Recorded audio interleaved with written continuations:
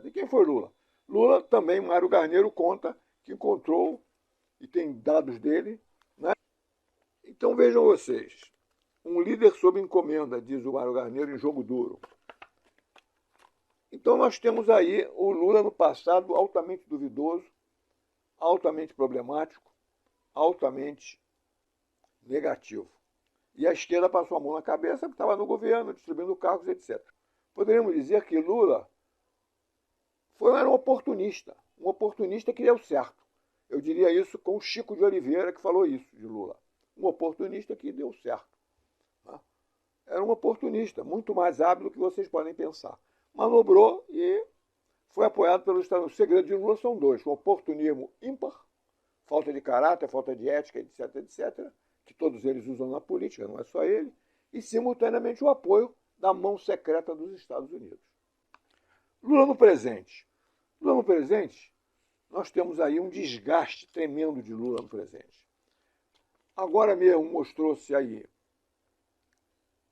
com Trump numa política dúbia. Trump se calou quando ele aceitou as terras raras. Provavelmente isso nos bastidores. Porque ela viu uma química. Como é que de repente aparece uma química? E o Trump se cala nas suas críticas. Então, foi isso. E Lula se calou e agora tenta provocar Trump para defender a soberania, porque aumentou o prestígio dele ao colocar isso. Quer dizer, é uma posição oportunista, uma posição demagógica, em que coloca reivindicação de blusinhas, de aumento do Bolsa Família, utilização do FGTS para financiar devedores e assim por diante, para ganhar prestígio, para tentar ganhar até em carteira de habilitação e outras coisas. Então Lula apela para as coisas mais baixas, mais demagógicas, para ganhar voto agora.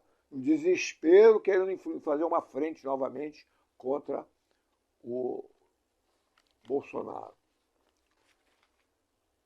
E o Brasil vai de pai ao pior. Dívidas de trilhões, milícias, ocupação de grande parte do território brasileiro por milícias, por bandidos, toxicômanos, por elementos ligados ao tráfico de tóxicos. O Brasil está tomado de favelas, Copacabana, Ipanema, Rio de Janeiro, Barra da Tijuca, tomado. Metade do Brasil, mais de metade, sem contar a Amazônia, como fala o Aldo Rabelo e outros, com razão. Totalmente tomada pelo tráfico de tóxicos e tudo mais. Então estamos com o Brasil completamente desguarnecido. Forças Armadas estavam brincando esse tempo, porque não viam que o inimigo está aqui do lado. E os Estados Unidos ameaçaram o Brasil, concretamente. Donald Trump já declarou especificamente que pretende ampliação, pretende uma América dos americanos, pretende uma grande América, pretende insuflar, garantir um grande América. A grande América para ele é uma América com a América do Sul, América do Norte, América Central, etc., etc. E mais ainda, declarou que deseja até terras da Groenlândia e tudo mais. Então ele deseja um mundo. Isso aí não é uma perspectiva dele, é uma perspectiva dos Estados Unidos, histórica. É uma perspectiva de uma grande estratégia americana, que muda de tática conforme entra grupo de Biden, grupo de Trump e outros. E Trump é um Hitler, é um Mussolini. Vejam que ele fala em espaço vital. Um assessor de Trump falou agora em espaço vital, que os Estados Unidos precisam de um espaço vital para se desenvolverem. Esse espaço vital inclui o Brasil. Lula da Silva, hoje, desprestigiado, criticado. Lula da Silva, o Brasil numa crise imensa, tentando desesperadamente ser eleito. Não tem confiança das esquerdas também. Grande parte das esquerdas já duvidam dele. E tem em vista isso que eu falei e outras coisas. E assim por diante. Então Lula da Silva hoje está um líder acuado, sendo superado nas pesquisas até por Flávio Bolsonaro. Essa é a situação real. E o que se coloca agora? Candidato contra Flávio Bolsonaro. Ora, essa candidatura está vedada ao fracasso absoluto. Por quê? Quais são as alternativas que Lula tem? Lula vai... Uma alternativa, pede desculpas, renuncia à candidatura, sai fora, como tem sugerido alguns. Sai fora, renuncia à candidatura, sai com uma certa dignidade, tenta manter as coisas, manter a sua versão desses fatos que eu falei, e vai sair desmoralizado, mas perde, mas ainda sai com alguma dignidade. Segunda coisa, fica e perde. Obviamente que vai ser uma derrota, vai ser a derrota final da vida dele, vai ser desmoralizado, etc, etc, etc. Terceira hipótese, fica e ganha. Essa é a pior hipótese para Lula. Fica e ganha a campanha. Por quê? Vai ganhar por pouco, vai ganhar apertado, não tem maioria no Senado, tem aí uma crise imensa no Legislativo, Executivo, Judiciário, ele próprio, todo, vai se arrebentar todo. E tem o Trump dizendo o que está dizendo. E mais ainda, vai enfrentar o Trump, provavelmente vai perder, porque essa vez não tem mais o Biden para ajudá-lo, como ficou provado. O apoio subterrâneo americano ficou provado nas últimas eleições com a atitude da TV Globo, o Grupo Globo, e com a atitude de Biden, que fez pressão conhecida sobre as Forças Armadas brasileiras para que não interviessem. Isso se deveu a Biden e outras forças americanas. Agora não tem mais isso. Terá no mínimo isenção, então está perdido. Então Lula está perdido, etc. Ora, qual é a saída dessa situação? Não tem saída. Tem um inimigo dele chamado, que está rindo disso, porque procedeu corretamente, que é o Ciro Gomes, que está assistindo de cadeira a tudo isso. Lula poderia dar um cavalo de pau. Se aproxima de Ciro, elogia Ciro, firma um acordo com Ciro, apoia Ciro, retira a campanha e apoia Ciro. E Ciro será eleito. Era uma hipótese, um cavalo de pau, terminando a campanha em tudo aí, e Lula sairia bem dessa. Poderia sair bem, porque está apoiando, está reconhecendo um certo erro ali, está admitindo, etc, etc, etc. Ficaria numa posição razoavelmente boa.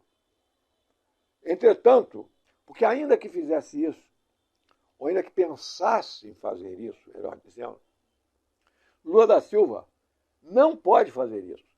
Porque, na verdade, a crítica de Lula e do PT a Ciro Gomes não é uma crítica pessoal, porque maltratou as mulheres, porque falou, porque isso é bobagem. Getúlio fez muito pior e foi presidente, e ninguém fala nisso, e Brizola e outros, o próprio Bolsonaro e outros. Isso é asneira. O que há é o seguinte, a crítica, isso é a justificativa para uma crítica posterior. Uma crítica interior, melhor dizendo. Qual é essa crítica interior?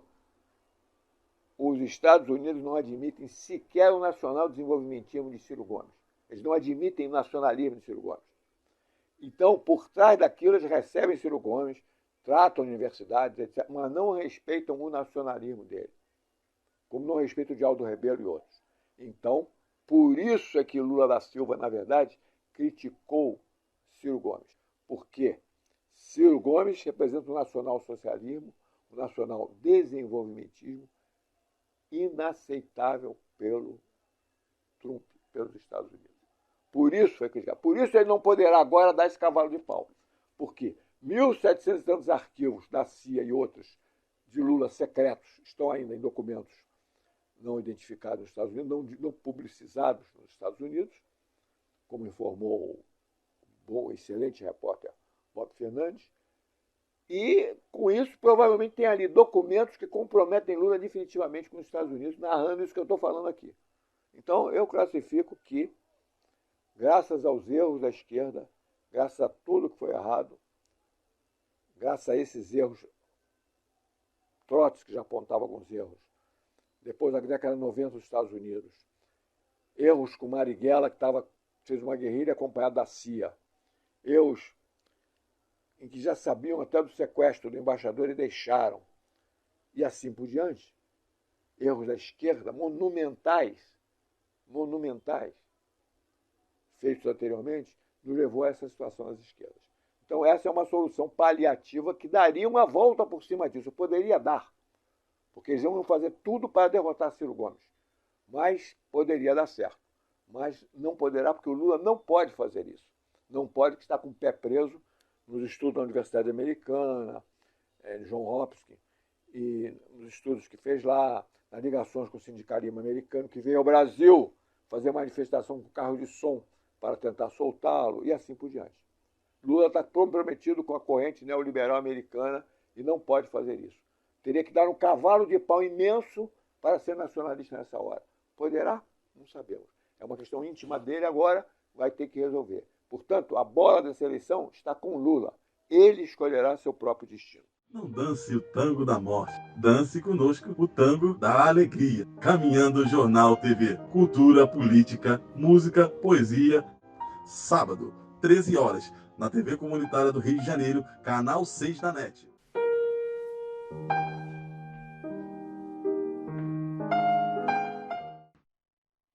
Indicamos mais uma vez aqui alguns minutos do trecho Nacionalismo e Marxismo do professor Nildo Ourix, do IELA, de Santa Catarina, porque a visão nacionalista no Brasil tem sido humilhada e ridicularizada, inclusive pela esquerda, que a critica sem nenhum tipo de conhecimento. O nacionalismo se defronta com um caráter contraditório do desenvolvimento capitalista em escala global. E, naturalmente, implica na conquista de outras nações, na opressão de outras nações, e, sobretudo, na fase imperialista, que é uma fase que nós vivemos, o imperialismo está organizando em escala planetária o saque das nações. E, naturalmente, emerge nessas condições um nacionalismo que tem um potencial revolucionário. E aí já não é mais o que eu chamo nacionalismo burguês metropolitano, é um nacionalismo periférico revolucionário. E estou aqui acompanhado com Marx. Já vamos colocar isso aqui porque tem uma rapaziada no âmbito da esquerda que acha que o nacionalismo é incompatível com o marxismo. É uma ignorância grotesca da obra de Marx. Da obra de Marx nos escritos sobre a Irlanda, na obra de Marx dos cadernos etnológicos, na obra da crítica de Marx à List, na crítica de Marx e a relação com os populistas russos, e da própria incompreensão metodológica do capital, que implica em reconhecer a vigência da lei do valor e os estados nacionais falseando a lei do valor. Quer dizer, em escala global se produz uma riqueza gigantesca que é apropriada pelos países centrais. Se o desenvolvimento capitalista na periferia implica na transferência de valor da periferia para o centro de maneira permanente, a apropriação desse excedente, então claramente nós temos um problema, que é uma nação oprime outra. E foi o mesmíssimo Marx, num texto sobre o livro Comércio, Daniel, quem disse claramente, aqueles que não entendem, quer dizer, Marx disse precisamente isso, não me espanta que aqueles que não entendem como uma nação oprime e explora a outra, são aqueles precisamente que não entendem por que uma classe oprime e explora a outra. Então esse é o ambiente que nós temos que discutir, e o tema se torna, às vezes, estranho no ambiente da esquerda, por esse divórcio que existe entre marxismo e nacionalismo.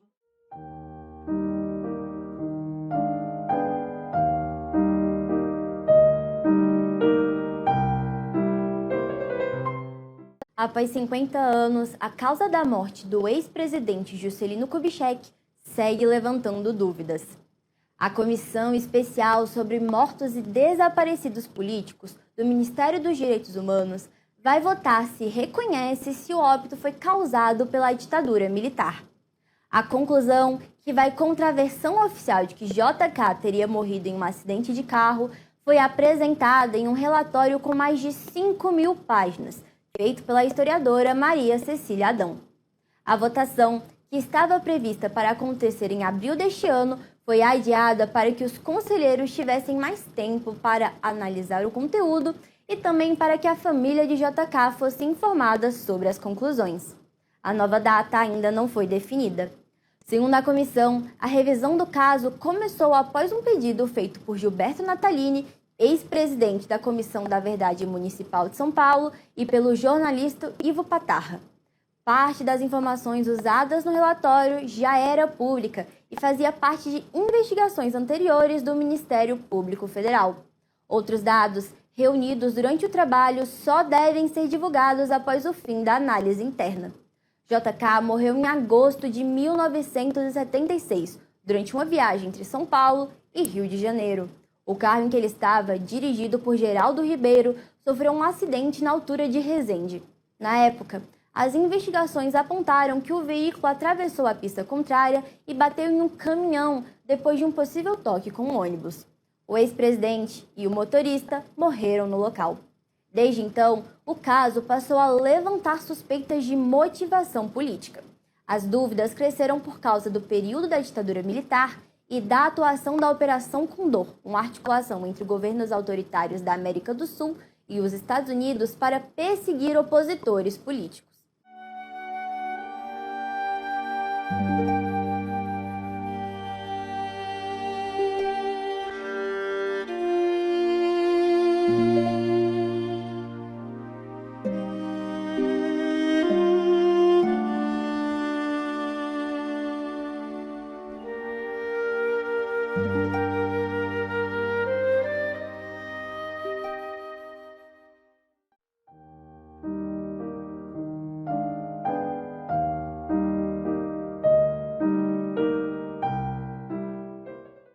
Olá, hoje eu vou trazer um tema recorrente, que é falar da população idosa. A população idosa que vive sobre a insegurança, vive sob uma insegurança econômica, social, emocional. Uma população que sente o peso da solidão, sente a angústia pelo abandono institucional. Então, tomar providências exige, porque é um compromisso coletivo, um compromisso com os valores que sustentam a dignidade humana. Quando os idosos vivem com medo de não ter renda, medo pelos atrasos das aposentadorias, medo de não ter uma boa saúde porque não tem assistência adequada, medo de tudo, né? Não é ela só que adoece, é o pacto social que perde a confiança, os governantes, os políticos. Então, se o país quer ser saudável, ele tem que reconhecer os anciãos. Reconhecer não como um resto de um passado, mas como raízes vivas de memória e valores. Garantir a proteção social não é um favor. A velhice não pode ser tratada como um erro. Não é um erro envelhecer. Portanto, o país que honra os seus idosos, ele fortalece a autoestima coletiva. Ele cria memórias boas que são compartilhadas. Portanto, temos que criar espaços para as convivências, diálogos e também ampliar as perspectivas, né, das políticas públicas. Pense comigo, que tipo de futuro estamos construindo?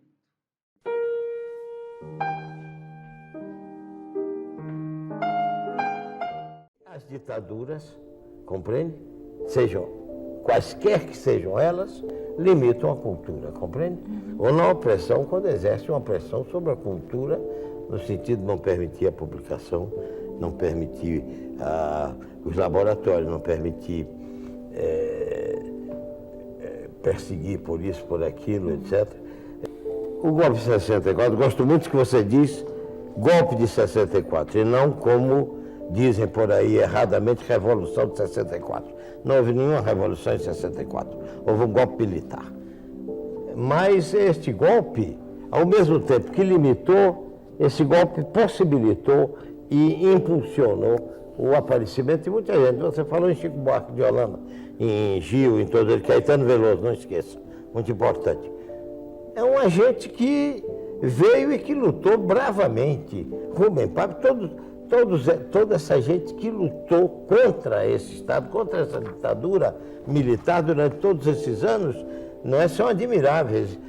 As lideranças políticas sofreram muito, porque foi muito limitado, o parlamento não valia nada, os governadores eram escolhidos, eram presenteados, as pessoas da intimidade do general presidente da ocasião era presenteada com o governo de Estado, como o rei de Portugal fez no começo do Brasil com as capitanias, né?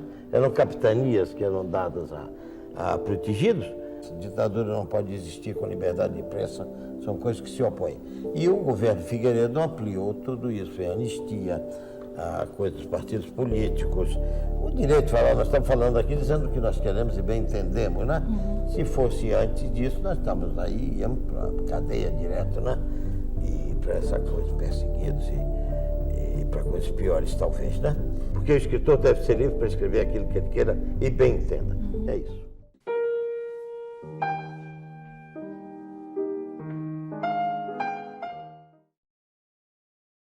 Salário, Carlos Drummond de Andrade. Ó que lance extraordinário! Aumentou o meu salário e o custo de vida, vário, muito acima do ordinário, por milagre monetário, deu um salto planetário. Não entendo o noticiário. Sou um simples operário, escravo de ponto e horário. Sou Caxias voluntário, de rendimento precário, nível de vida sumário, para não dizer primário, e serzido vestuário. Não sou nada perdulário, muito menos salafrário. É limpo meu prontuário, jamais avancei no erário. Não festejo aniversário e em meu sufoco diário de emudecido canário, navegante solitário, sob o peso tributário, me falta vocabulário para um triste comentário. Mas que lance extraordinário! Com aumento de salário, aumentou o meu calvário.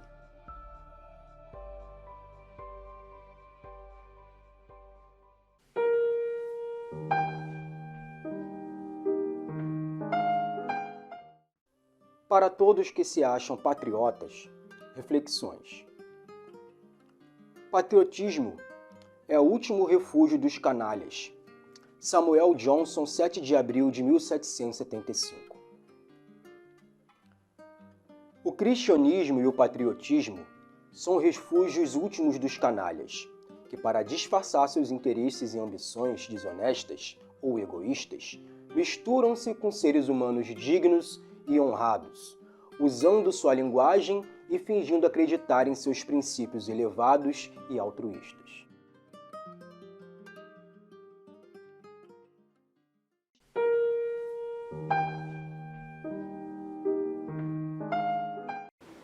As redes sociais e a sociedade brasileira. Por que se diz isso? Porque a alta tecnologia da informação está colocada nessa internet, que tem uma origem militar no complexo industrial militar americano, que desde 1945, Segunda Guerra, se mudou lá, para aquele Vale do Silício, tem toda uma manobra aí que envolve interesses militares na internet e uso militar. E a certa altura passaram a utilizar a internet para uso civil. E naturalmente pensaram bem em tudo isso, e é o que nós vemos hoje em plena atuação. Além de ser um jogo do império do capital americano, financeiro e militar, ele é também um jogo político. Por quê? Porque essas redes sociais, elas, na medida em que elas conseguem a participação até voluntária da pessoa, elas passam a controlar o comportamento da pessoa, os horários da pessoa, os gostos da pessoa, os objetivos da pessoa, o que ela lê, o que ela come, para onde ela vai e assim por diante. E por último, chegam a determinar como ela procede. Por essa série de indícios, mostram os caminhos que ela vai tomando e vão condicionando-a, porque exibem aquilo que ela já é, ou exibem coisas que a mudam num determinado sentido, vídeos, aprendizados, etc, etc. Então nós estamos numa forma de controle comportamental e determinação, condicionamento de comportamento nunca vista na história do mundo. Alguns americanos liberais já viram isso muito bem e analisaram há alguns anos. Eu já citei aqui a Shoshana Zuboff, eu citei aqui a Máquina do Caos, aquele jornalista Max Fischer. Hoje vou citar aqui aspectos interessantes de um grande jornalista brasileiro e mestre da comunicação, Eugênio Bussi, e outros. Mas os brasileiros parecem pegos de surpresa nisso, eles estão brincando na internet, inclusive muitos daqueles que se julgam de esquerda ou pensam que eles são de esquerda, ou a imprensa de direita os chama de esquerda para desmoralizar a esquerda. O povo brasileiro mais simples infesta na internet, exibindo caras, rindo de piadas, colocando bobagem, enquanto o país está afundado. As pessoas numa crise imensa, as pessoas sofrendo fome, miséria, milhões de pessoas não têm nenhuma água potável em casa, não têm condições mínimas sanitárias, o crime vicejando, Rio de Janeiro completamente mudado em termos de crime, de violência, de milícias e assim por diante. E até muitos acham que vão mudar a realidade. Tem gente que se pensa de esquerda, que acha que vai mudar a realidade, falando no YouTube sobre 1917, sobre comunismo, sobre isso, sobre aquilo. Quando nós não temos aqui nem condições mínimas de simples democracia. Essas redes sociais, essa internet que vinda do Império Capital, Google, YouTube, não sei o que lá, Meta e tal, Instagram, etc., isso tudo está sem controle. Houve uma tentativa de regulamentação no Congresso Nacional, não se conseguiu. Nos Estados Unidos há uma luta pela regulamentação. Acha-se que se não se conseguir a regulamentação, estamos perdidos. Nós estamos com um totalitarismo em vista, um novo tipo de totalitarismo em vista. E o pior possível, porque a própria pessoa condicionada a isso. Eugênio Bussi, no A Incerteza, um ensaio, e ele diz: nós não somos apenas seres olhados no espetáculo mundo. Agora somos olhados, vigiados, vasculhados, inspecionados e capitalizados no espetáculo do mundo. Quanto ao centro nervoso e financeiro desse espetáculo, este não é para nossos olhos, muito menos para nosso juízo crítico. O nome disso é totalitarismo. Um totalitarismo de tipo diferente, mas ainda assim totalitarismo. Estamos numa nova forma de totalitarismo.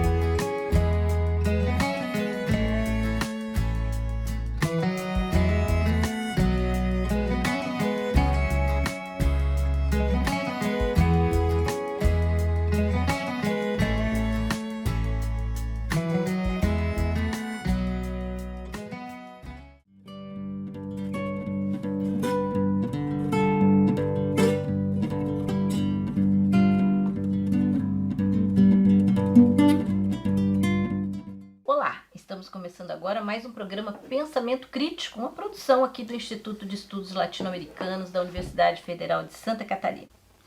Bem, isso a propósito do livro do Gustavo, tem a última parte do livro, os últimos 2 capítulos, que está centrado nessa discussão a partir da tradição e dos escritos de Marx, mais concretamente. E vale a pena, eu recomendo vivamente a leitura.